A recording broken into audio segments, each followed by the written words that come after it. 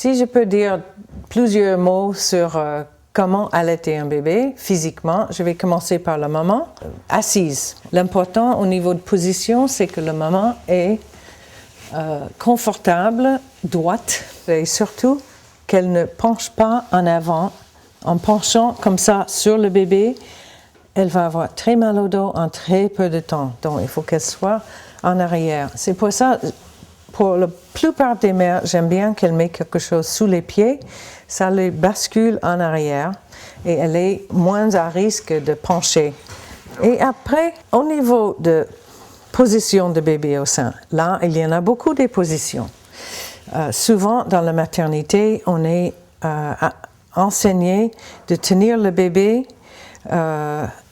avec cette main. Mais c'est très, très lourd pour le bras de tenir un bébé longtemps comme ça, surtout quand il devient un petit peu plus large. Donc, aussitôt que possible, si on est capable de faire, si les seins ne sont pas trop larges, on met l'autre bras à la place et on tient les fesses du bébé avec cette main. Donc le bébé est bien en contrôle par la main de sa maman. Ça, c'est quand il y a l'espace pour le faire. L'important que le bébé soit bien tenu par le bras de maman, c'est que quand il se sent bien en contrôle ici, la bouche est relaxe. Idéalement, il a ses deux bras autour de la maman et un bras derrière et un bras au-dessous. Regarde ce bébé qui prend le sein de maman avec ses deux mains autour. Donc il a tout son corps face à cette sein. Il n'a pas besoin de tourner sa tête et il peut être bien approché. Qu'il soit horizontal ou vertical, toutes les positions sont bonnes, c'est le confort de maman. Et surtout le confort de maman d'être soutenue, qu'elle soit relaxe, et parce qu'elle va rester là une bonne demi-heure au moins. Au moins.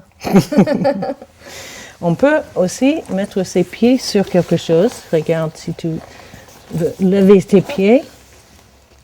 Et ça parfois, c'est juste ce qu'il faut pour qu'elle est bien confortable, d'avoir les pieds levés. Et ça lance le bébé, ça lance maman en arrière, donc elle est bien confortable. Si tu pousses la tête, il a un réflexe de survie. Donc si on veut presser le bébé, c'est avec le haut de dos et jamais avec la tête, parce qu'il va résister naturellement. Tu vois un double menton là, hein? Ça indique qu'il a baissé sa menton. C'est bien. C'est-à-dire, il prend une bonne position. D'avoir les joues et le sein qui touchent, c'est un très très bon exemple. Et si tu crois que le nez est coincé, tu pousses ses fesses et ça change l'angle de son corps un petit peu. Parce qu'on n'a pas besoin que le nez soit plaqué. Un bébé a tous les réflexes de chercher cette mamelon. Et si on travaille avec ces réflexes, ça aide beaucoup. Hein. Ce qu'on veut voir, c'est un bébé avec une bouche très grande ouverte. Un bébé ne tète pas le mamelon, qui est le bout, il tète le sein, qui est toute cette partie. Et si on veut qu'il prenne beaucoup dans sa bouche, ça allonge dans sa bouche quand il tire. Si on veut qu'il prenne beaucoup pour que ça ne fait pas mal à la maman quand ça va loin dans sa bouche, si on lui propose le bout, il risque de prendre juste un tout petit peu.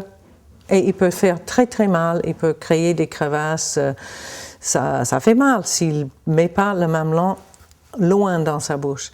Pour lui aider à ouvrir sa bouche, si on lui met au sein où le menton touche et le mamelon est un peu plus haut vers le nez, il va faire « oh ». Il va ouvrir très grand sa bouche pour chercher cette mamelon. Idéalement, si on voit une partie de l'aréole au-dessus, c'est normal, on ne doit rien voir en bas. Il doit tout prendre, c'est asymétrique cette prise de sang.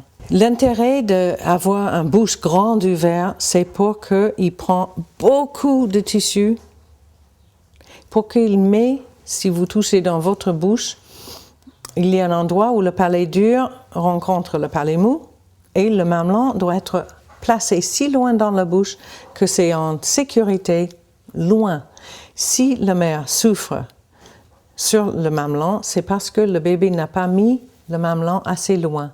Et la solution, en général, c'est aider le bébé d'ouvrir beaucoup plus grand sa bouche.